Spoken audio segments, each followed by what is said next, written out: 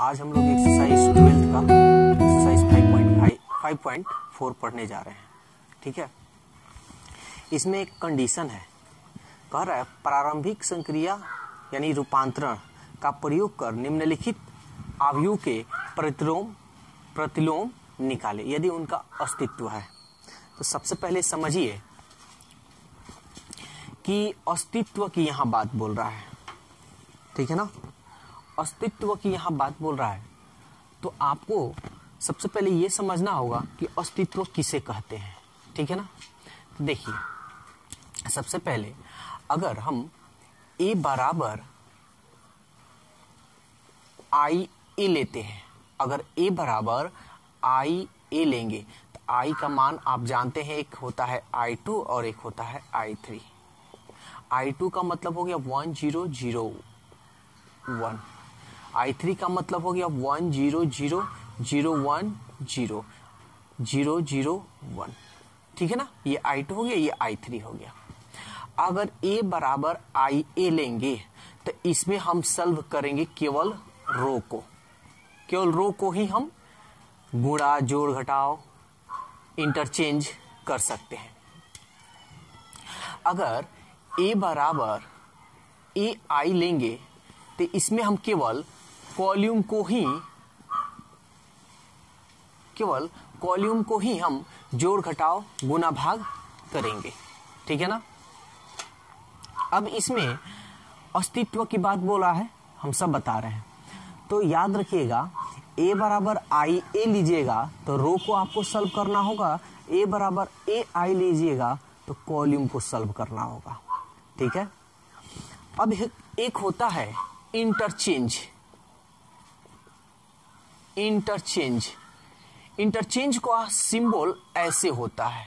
ठीक है ना, दोनों तरफ होता है इंटरचेंज का मतलब जैसे ये R1 रो हो गया, ये R2 R3 रो हो गया। हम कह दें कि R1 इंटरचेंज R3 करने पर तो क्या होगा, इसको हम यहां पे लिखेंगे और इसको हम यहां पे लिखेंगे। ठीक है ना, इसको हम बोलते हैं इंटरचेंज। आप गुणा कर सकते हैं, जोड़ सकते हैं, भाग कर सकते हैं, घटा सकते हैं, लेकिन हाँ जोड़ना है तो सब में जोड़ना है, घटाना है तो सब में घटाना है। हाँ, अगर आप लिखिएगा जैसे मान लीजिए गुणा करना है तो सब में गुणा करना है, लेकिन आप अगर लिख देते हैं जैसे हम 6 लिख दिए और 6 से अगर 1 3 2 7 में गुणा करना है, अगर हम 6 लिख दिए तो बाहर 6 लिख दिए कि 6 से गुणा करने पर तो सब में 6 कम 6 6 3 18 6 दूनी 12 6 6 42 ऐसे हो गया। लेकिन अगर हम वही चीज यहाँ पे लिख दें कि R1 6R1 अगर हम लिख दें तो आपको ये समझना है कि केवल R1 में ही गुणा करना है। ठीक है ना, केवल R1 में ही गुणा करना है। तो चलिए इस पे हम लोग क्वेश्चन देखते हैं। चलिए तो क्वेश्चन देखते हैं। देखिए अभी आपको कुछ समझ में आएगा, कुछ नहीं आएगा, हम जब सॉल्व करेंगे तब आपको क्लियर आएगा। ठीक है ना, तो घबराना नहीं है, अच्छी तरह से समझिए, 100% आपको समझ में आएगा। ठीक है, इसको हम मिटा देते हैं। अब देखिए सबसे पहले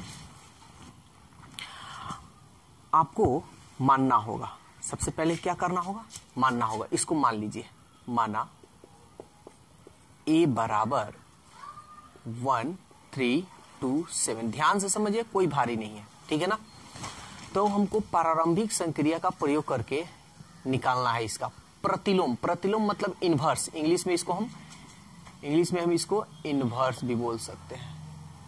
ठीक है ना, इसको हम लोग ए इनवर्स ऐसे सूचित करते हैं।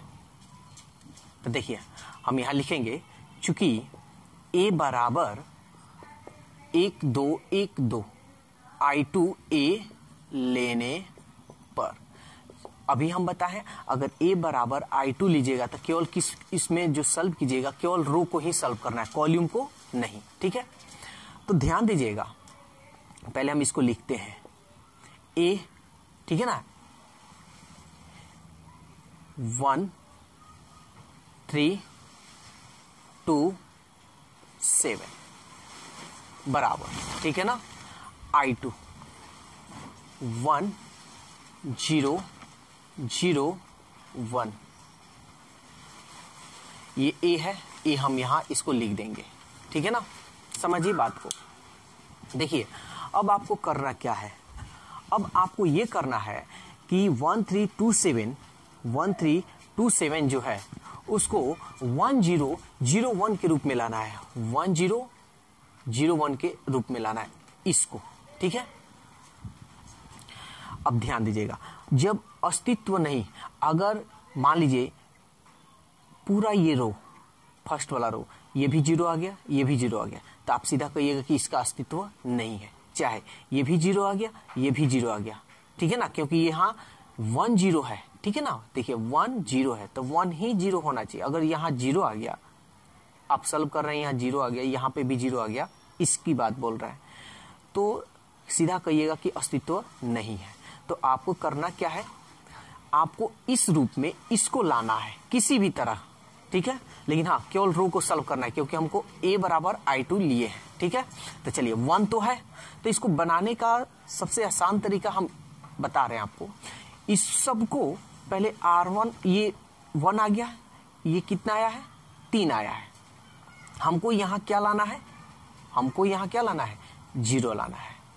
यहाँ क्या लाना है, 0 लाना है, यहाँ 1 लाना है, ठीक है। तो आप ये कीजिए कि या तो इसको आप 0 कर लीजिए या तो इसको 0 कर लीजिए। पहले एक रो को सॉल्व करना है, ये नहीं कि हम इसको 1 ला दिया फिर इसमें आ गए फिर इसमें आ गए, नहीं, पहले एक रो को सॉल्व कीजिए, इसको रो को पहले सॉल्व कीजिए, 1 इसको 0 लाइए। तो कैसे, तो देखिए चूंकि R1 को हम चेंज कर रहे हैं फर्स्ट रो को, तो हम क्या और एक और बात कि हम जब इसमें जैसे 1 आ गया है, जब यहाँ 1 आया है, तो ऐसा हम काम करेंगे, देखिए 1 है तो 1, ऐसा काम करेंगे कि इसमें कोई परिवर्तन नहीं, ये 1 है तो 1 ही रहे, इसमें कोई बदलाव नहीं होनी चाहिए। तो चलिए देखते हैं। तो हम क्या करते हैं कि R1 में इसमें अगर 3 रख दे, ठीक है, देखिए तो 3 और 3 में से 3 गया 0, तो ये जो है ऐसे अगर हम घटा रहे हैं तो ये कॉल्यूम हो गया, ये क्या हो गया, कॉल्यूम हो गया। तो ऐसे नहीं, हमको ऊपर नीचे घटाना होगा, ठीक है। तो चलिए काम करते हैं। तो कैसे करें, तो ये हम लोग को इस पे थोड़ा ध्यान देना होगा। देखिए तो हम देखिए इसको या तो कोशिश कीजिए 1 1 लाने के लिए, 1 1 ला दीजिएगा तो और आसान होगा। तो हम या तो इसको 1 0 ला दीजिए या तो इसको ला दीजिए 1 0, ठीक है ना। तो हम R1 सॉल्व कर रहे हैं, तो हम ऐसे नीचे से हम देखेंगे 1 0, यहाँ 0 ला देते हैं, ठीक है। तो देखिए तो अगर ये R1 है तो हम यहाँ R1 नहीं बल्कि R2 लिख रहे हैं, R2, ठीक है। तो हम 2 R1 इस यहाँ 2 हो जाए, ठीक है, और 2 में से 2 घटाएंगे तो 0 आ जाएगा। तो 2 R1 माइनस R2, ठीक है ना। देखिए ये कोई चेंजिंग नहीं है, 1 3 है, R2 हम चेंज कर रहे हैं ये वाला, ठीक है ना। तो इसमें किए तो क्या किए, 2 में R1 में 2 से गुना किए तो 2 एकम 2, और 2 में से 2 जाएगा, 2 एकम 2, यहाँ देखिए एक बार यहाँ रफ कर कर दिखा रहे हैं, 2 एकम 2, और ये R2 है 2, 2 में से 2 गया 0, देखिए तो आ गया हमारा। फिर इसमें भी हमको करना है, ठीक है ना, ये नहीं कि केवल इसी में, इसमें भी करना है। तो करते हैं 2 3 6, 2 3 6, और 6 में से यानी इसमें से ये वाला भाग है, देख लीजिए यहाँ डिटेल्स, 2 3 6 और माइनस ये 8 हो गया यानी 7, 7 में से 6 गया -1, ये हो गया, ठीक है ना। तो इसमें किए हैं तो आपको इसमें भी गुणा करना होगा, ठीक है। अब हम रफ नहीं करेंगे, हम डायरेक्ट करेंगे काम। R2 चेंज कर रहे हैं तो ये जैसे के तैसे आप लिख दीजिए। चलिए इसका काम करते हैं, 2 एकम 2, 2 में से 0 गया 2, 2 में 0 कीजिएगा 0, 0 में से 1 जाएगा -1, ए, ठीक है। यहां बना दे रहे हैं 1 0 आ गया, हमको ये 0 1 लाना है, ठीक है ना। अब हम क्या करते हैं, यहाँ 1 आ गया है, अब यहाँ देखिए यहाँ माइनस में है ना। तो आप क्या कीजिए कि माइनस को पहले हटा लीजिए, ये वाला प्लस है, माइनस को हटाइए। तो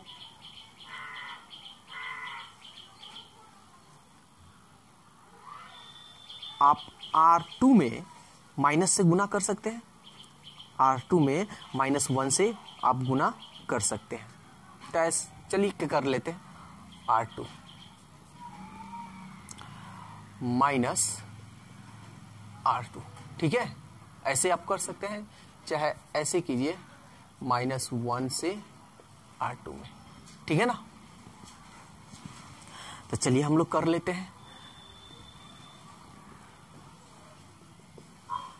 1 3, इसमें देखिए R2 में हम -1 से गुना करें तो ये क्या होगा, 0 ही होगा, क्योंकि 1 से -1 में 0 से करेंगे 0, और माइनस माइनस प्लस यानी 1 बराबर 1 0। देखिए इसमें भी करना है, ये नहीं कि केवल इसमें कर दिए इसमें नहीं किया, नहीं तो गलत हो जाएगा। -1 से तो -2, माइनस माइनस प्लस, ये हो गया हमारा ए।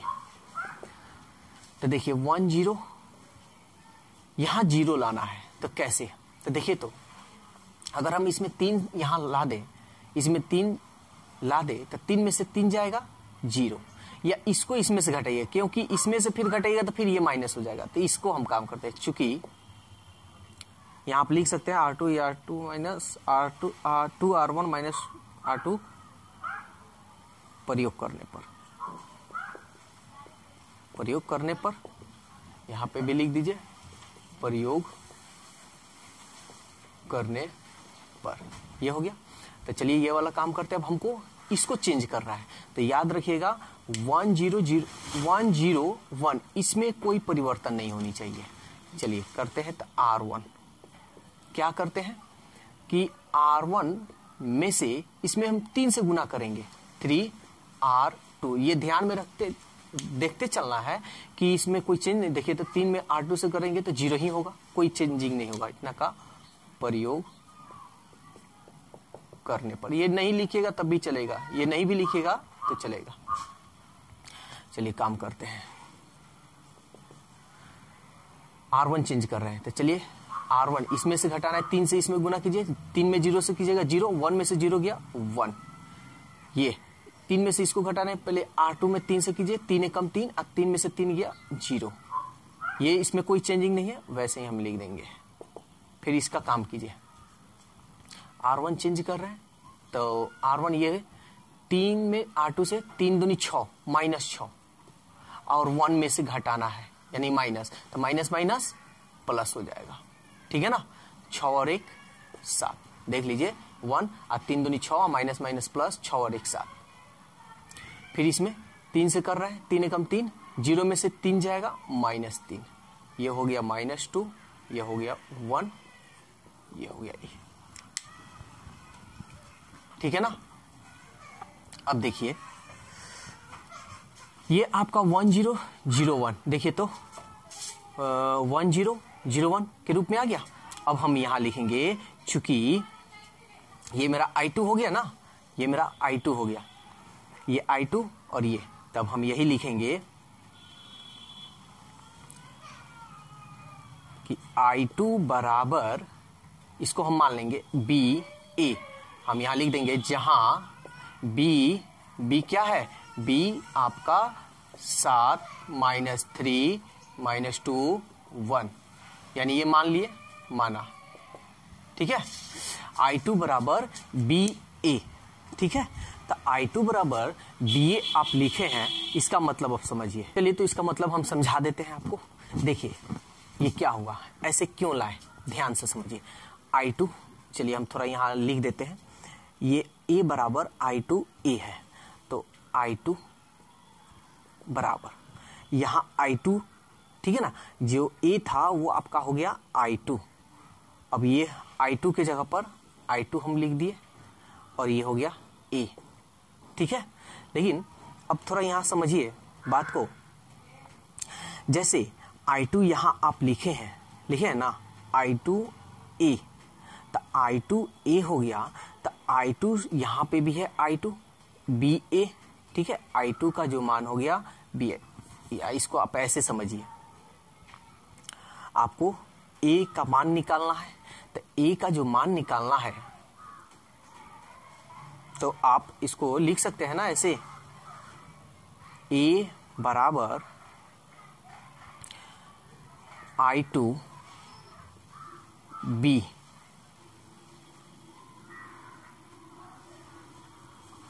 देखिए समझिए यहां पे I2 बराबर BA, तो I2 बराबर BA है, तो यहां हम I2 लिखे हैं, तो ये तो I2 का मान आया है।